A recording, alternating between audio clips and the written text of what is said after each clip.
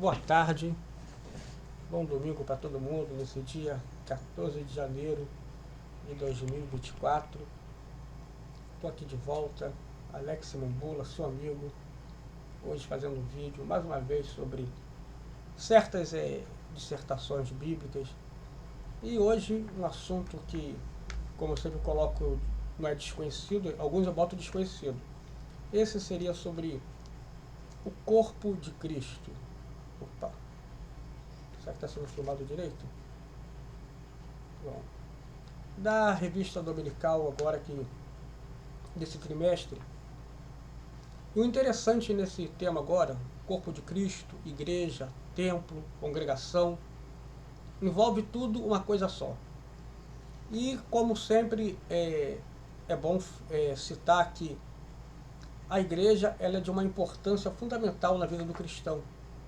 A igreja tanto quanto o templo em si, né, que nós chamamos de templo, a igreja, como as próprias pessoas. E fica uma dúvida que as pessoas sempre colocam. O que é a igreja? O aglomerado de pessoas ou igreja é o local onde está reunido aquele templo? Como aprendemos, a igreja são as duas coisas. Uma não existe sem a outra. Como, por exemplo, o templo vazio, ele é só mais um prédio, uma construção inútil. E cada pessoa individual, ele não é uma igreja. Ele é só uma pessoa individual. Porque cria-se aquela pergunta, eu não preciso estar na igreja para estar salvo. Igreja em si não salva. De fato, essa pergunta até que ela pode ser certa. Igreja em si não salva. Mas todos reunidos com um propósito em cultuar a Deus, e a pessoa procurando manter sua vida espiritual na mão de Deus, é o que vai fazer ela salva. Vai fazer ela ser salva, perdão. A construção em si, aquele templo em si, a igreja em si, é um montado de pedras, cimento, tinta, os bancos. Aquilo ali, lógico, não vai levar ninguém à salvação. Mas uma vez que Deus, Jesus, estabeleceu que é ali que temos que nos reunir para adorar, para cultuar, então com certeza ali é um lugar onde você vai ter acesso à salvação. O curioso é que a maioria das pessoas que se tornam desigrejados, que não querem mais saber de ir para a igreja, e até citam que não é na igreja que é salvo, a pessoa aprendeu isso dentro de uma igreja. Ela não aprendeu isso na rua, no botequim, numa boate, numa seresta, ou no baile funk, em qualquer lugar. Ela aprendeu isso dentro da igreja. Mas o interessante nisso tudo é que a pessoa ela esquece o que a Bíblia fala, o que Hebreus está falando. Hebreus 10, 25. Não deixando a vossa congregação, como é costume de alguns, antes demonstrando uns aos outros, tanto mais quando vede que vai se aproximando daquele dia. Então nós vemos que quanto mais vai se aproximando daquele dia, ou seja, a volta de Cristo, a igreja parece que tem perdido a força, parece que as pessoas não querem mais ficar seguindo no templo, seguindo uma denominação. E nós entendemos o seguinte, que isso não salva, mas também a pessoa deixar de seguir, a pessoa também pode não ser salva. Aí me pergunta, mas então qual é a lógica, presbítero? Qual é a lógica disso tudo então? Nós temos que estar sempre permanentes na nossa congregação, seguindo, servindo a Deus, mas não procurar criar a religiosidade. Ou seja, eu estou na igreja, agora já estou salvo. Ou seja, me tornar uma pessoa como se dentro da igreja tivesse uma energia poderosa que aquilo ali fosse capaz de me salvar. Não é assim. O que dentro da igreja me ensina? Preceitos, conceitos diante de Deus, como ser uma pessoa, aprender a perdoar, a não odiar, a não ter mágoa, não ser aquela pessoazinha de nhenhenhen, que ninguém pode falar nada, que a pessoa se ofende, aí fica com raiva, não quer mais falar com a pessoa. Isso não é coisa de cristão. Então, uma pessoa que muitas vezes está na igreja, mas tem esse mesmo pensamento, essa pessoa não vai ser salva. Aí entra que está na igreja não vai salvar ninguém. Se torna apenas a pessoa uma religiosa, indo num templo e de uma forma inútil, não prestando nem culto a Deus. Porque uma pessoa que presta culto a Deus, o coração dela tem que ser voltado no coração de uma pessoa que ama o próximo. Pois assim a pessoa vai estar demonstrando amar a Deus. Quando nós vemos a oferta de Caim e Abel, há quem costuma dizer que Caim ofereceu o pior. A Bíblia não fala isso. A Bíblia não diz que a oferta de Caim era ruim, era frutas estragadas, legumes podres, nada disso. Mas Hebreus fala que as obras dele eram más. Mas que obras dele que eram más? Quais obras? O que Caim fazia para ter a obra má? Ele não tinha matado ninguém ainda. Ele não roubava ninguém, ele não estupava. Quais obras más que Caim tinha? Com certeza já inveja do irmão mais novo. Talvez tinha um coração rancoroso. Talvez ele não respeitasse os pais como deveria ser.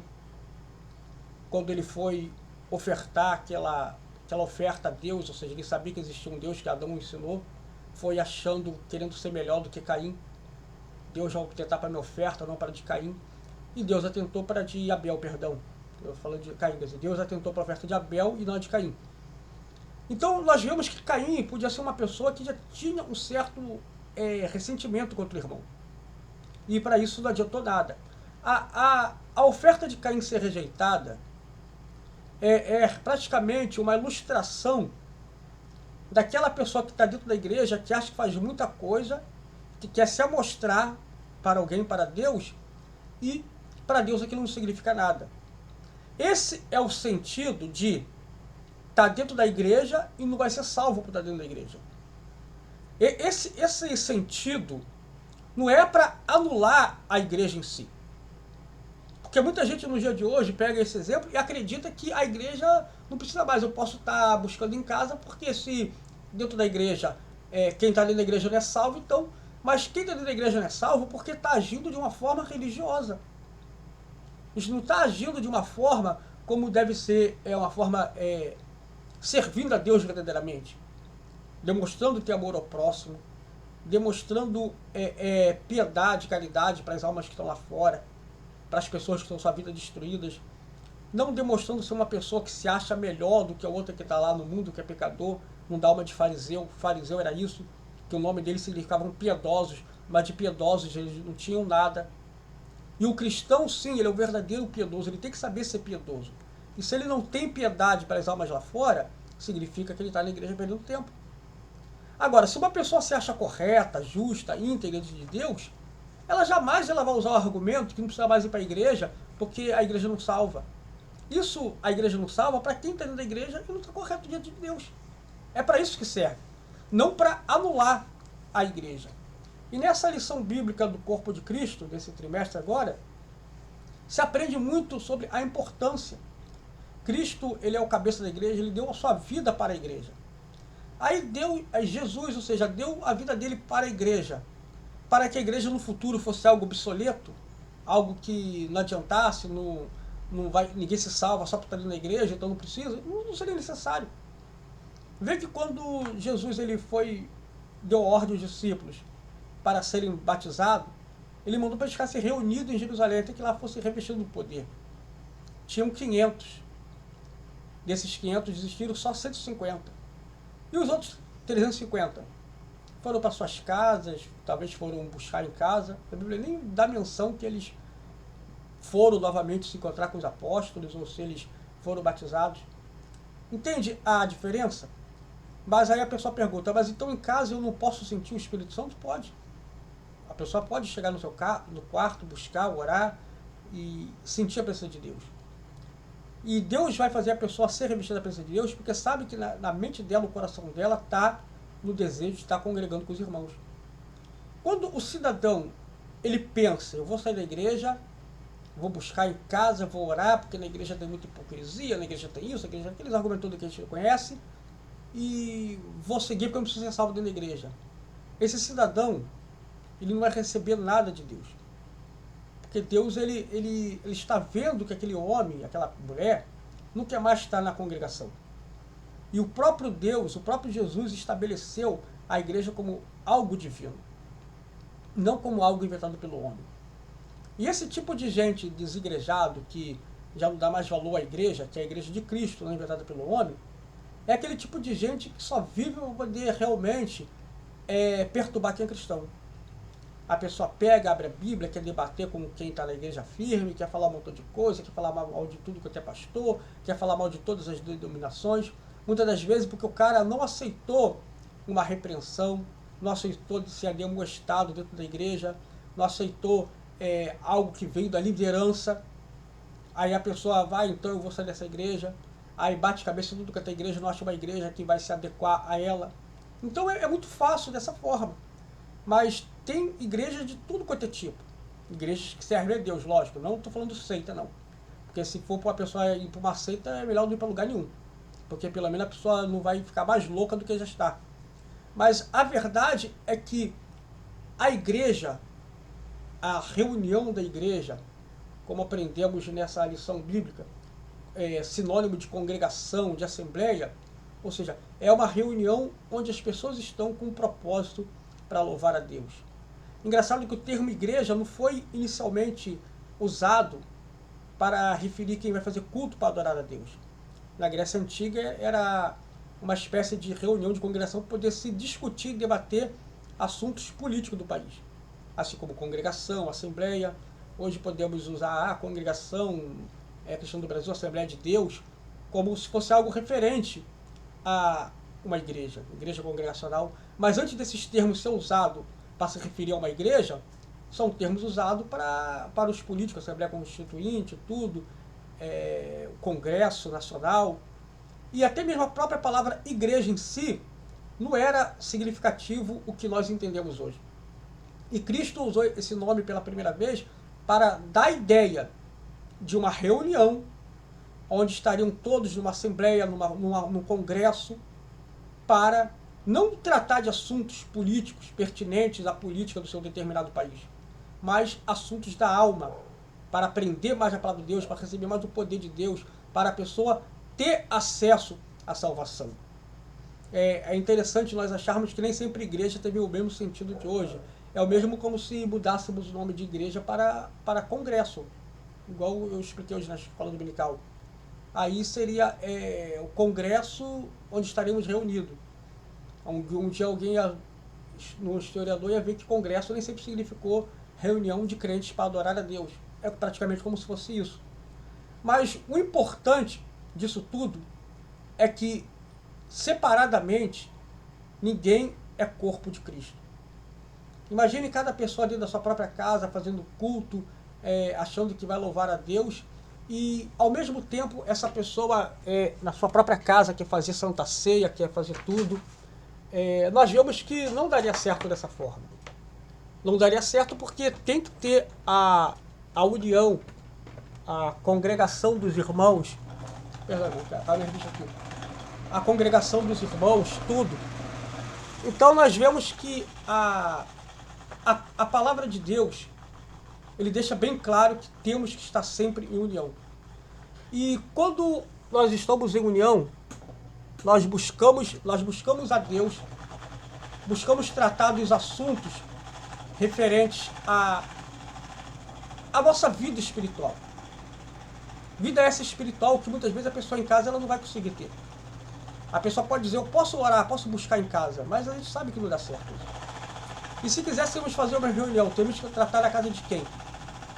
Aí a pessoa, na minha casa pode, né? Hoje já não pode. E a igreja é para isso, para reunir todos aqueles que querem ser salvos. A Bíblia diz que iam reunidos todos o quanto iam se salvar. E são os próprios apóstolos que receberam a ordenança de Deus para estarem reunidos, para que assim fosse propagado para o mundo. Porque o sentido da igreja, até antes, ele era apenas usado no Velho Testamento, como se fosse o templo, o tabernáculo. Ali já era a ideia da igreja, já sendo criada no coração de Deus. Mas não era o modelo perfeito como Deus queria. Porque ali só podia entrar os sumos sacerdotes, os levitas, havia só um templo. Agora não, a igreja ela é espalhada pelo mundo todo. E quando eu falo sobre a importância da igreja, cabe ponderar que não é idolatria na igreja. Não é idolatria ao rótulo da igreja, como muitos brigam. Eu sou da Universal, eu sou da Batista, eu sou da Congregacional, eu sou da Presbiteriana, eu sou da Universal, eu sou da Igreja da Graça, eu sou da Metodista, eu sou da Deus Amor, eu sou da Casa da Bênção, como se a tua igreja em si fosse melhor que a outra. Não é para isso. A importância, prezar a igreja, é prezar os ensinamentos que vêm desde lá de trás, que aprendemos dentro da igreja. E a unidade de culto para adorar a Deus, que nós aprendemos também dentro das igrejas. A importância disso, de fazermos o corpo de Cristo, porque o corpo de Cristo nunca vai ser desunido. Quando a pessoa ela não tem mais aquela vontade de estar buscando na igreja, ela não tem mais vontade de estar debaixo da ordenança de Deus, dos apóstolos, na qual foi deixada desde lá de trás. Então, por mais que a pessoa diga, isso é invenção de homem, isso não é invenção de homem, é invenção do próprio Cristo. O próprio Jesus deixou a ordenança da congregação, da reunião. E como eu sempre digo, não é idolatria à igreja. Respeito à igreja não é idolatria. Nós vemos que até mesmo no Velho Testamento de Ezequiel, tem uma passagem que o pessoal ia para o templo, o pessoal já tinha caído tanto na apostasia, já estavam tão afastados de Deus que o pessoal orava, ó templo do Senhor, ó templo do Senhor. E o próprio Deus falou, filho do homem, que adoração é essa? Porque o povo estava indo para adorar ao templo. Então, desde lá de trás, já havia também essa preocupação de Deus em relação a isso. E aquilo não agradava a Deus, não é para o pessoal ir lá para ficar adorando o templo, ó templo do Senhor, era para adorar o Deus que estava ali, habitando no templo. E hoje, também é a mesma coisa. Não é para a pessoa chegar e falar, ó minha grande igreja, diz o rótulo da sua igreja. Não, a pessoa tem que adorar a Deus. Tem que respeitar onde está? Tem. Porque ali um dia alguém foi usado para falar para você o evangelho, para você estar ali hoje. Para não estar batendo cabeça no mundo. Então a pessoa tem que respeitar realmente a igreja na qual está, respeitar as lideranças, respeitar os pastores. Isso não é fazer vontade do homem, mas é fazer a vontade de Deus que está estabelecida desde lá de trás. Quando uma pessoa ela não quer estar na liderança, debaixo de uma liderança, é porque a pessoa ela realmente não quer estar com Cristo. Ela não quer estar com Deus. E a pessoa usa essa desculpa de ser um desigrejado, que na verdade é o novo nome para desviado. Essa é a verdade. Desigrejado é um desviado que não se assume. Ou até sabe que é, mas a função dele é ficar com a Bíblia no braço. Ele não prega para quem está lá fora. Ele quer debater com quem está dentro. Ele quer perturbar. Ele quer falar que ele está certo. Ele quer mostrar uma certa visão dele que não tem sentido algum. E nós sabemos que o corpo de Cristo ele tem que ser unido. Assim como uma das minhas mãos, se eu arrancar ela e jogar fora, ela vai morrer, não vai adiantar nada, o meu corpo vai continuar vivo, mas uma das minhas mãos não vai continuar mais. A pessoa que se desvia é a mesma coisa. A pessoa que sai de dentro da congregação e vou buscar sozinho, na verdade ele não está buscando nada. Então qual é a diferença de uma pessoa que ora em casa, quando ele está na congregação dele? Deus sabe o coração da pessoa, sabe que a pessoa está ali em casa, porque tem um está na sua casa, mas também sabe que a pessoa no momento de ir para o culto, a pessoa vai com alegria, ela vai com aquela vontade de estar adorando a Deus, de estar unido com os irmãos. Então vemos a diferença de uma coisa para outra. Então quando a pessoa ela coloca na mente dela que ela de uma forma ela é melhor, é mais santa do que qualquer outras pessoas. Ela agora ela encontrou a verdade. Ela encontrou uma verdade de tal forma que não precisa mais estar em igreja nenhuma. Ou seja, então essa pessoa está convencida. E essa pessoa realmente é uma pessoa que não adianta nem debater. Eu não perco nem tempo debatendo com esse tipo de gente. Mas tem tantos pastores, picareta, salafrário, ladrão, que não sei o que, olha, mas isso não importa, isso não é para acabar com a igreja. São esses pastores que vão dar conta diante de Deus. Não é a igreja em si que tem que ser julgada. Não é o estilo, a moda de se cultuar que o próprio Jesus deixou estabelecido é que tem que acabar. São esses que vivem fazendo o comércio da fé, os falsos pastores dos picaretas, é que vão prestar conta a Deus. Mas a igreja ela tem que persistir até o final dos tempos. Então nós vemos que o corpo de Cristo é a unidade, cada pessoa em si, na qual o Espírito Santo quer fazer parte.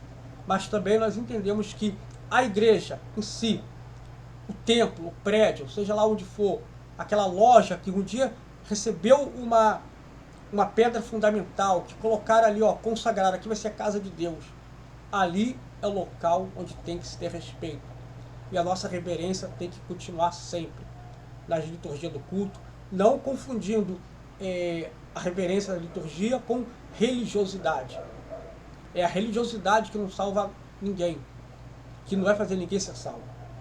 Agora, se a pessoa tem consciência que ela não é uma pessoa religiosa, que ela não é uma pessoa que está vivendo dentro de um ostracismo espiritual, que ela não está vivendo dentro de demagogia, então por que ela querer citar que dentro da igreja não vai ser salva? Ela está sendo salva por cada dia, por cada passo que ela está dando dentro da presença de Deus. E aquilo ali, ela entendeu, ela aprendeu aonde? Dentro de uma congregação. E se ela sabe a ordenança, não deixando a vossa congregação, como é costume de alguns, como que a pessoa vai querer atropelar isso? Então seria esse livro de Hebreus um livro apócrifo, espúrio, quer dizer, não serve, essa passagem não serve para mim? Ou seja, então quando uma pessoa ela combate contra a palavra de Deus, eu sempre vou dizer, o errado está a pessoa, e certo fica a palavra de Deus. Então, que nós aprendemos que estarmos reunidos, sermos parte do corpo de Cristo, pertencemos a uma congregação, a uma assembleia, onde nós estamos louvando a Deus, buscando a Ele, é fundamental até a vinda. Porque quando fala que Cristo vem buscar a igreja, a pessoa fala, mas a igreja somos nós, individual. Não. A igreja é aquele aglomerado mesmo, de pessoas com o propósito de adorar a Deus. Não confunda que nós não possamos estar totalmente, toda hora junto com os irmãos. Cada um vai para suas casas. Mas sabemos que o ministério que Jesus revelou para os apóstolos, ele tem que ser seguido até hoje. Senão Jesus mesmo falava, ó, vão cada um para suas casas e fiquem orando até que sejam lá revestidos do poder de Deus. Foi isso que Jesus falou? Não. Ele subiu aos céus e mandou para que ficassem reunidos. E dos que permaneceram reunidos, 150 receberam o poder, na qual dali surgiu a igreja e o modelo atual da qual nós entendemos. Então, desigrejado é mais uma, como vou dizer assim, uma armadilha que o diabo inventou. E muita gente está caindo, baseado muitas vezes num sofisma e baseado no que vai dizer, porque nem todo mundo da igreja está salvo. Perfeitamente. Mas quem está lá fora também não vai ser salvo de forma alguma. Tá bom? Até aqui. Muito obrigado para quem suportou essa exortação. Um beijo super carinhoso para todos. Bom domingo e até o próximo vídeo.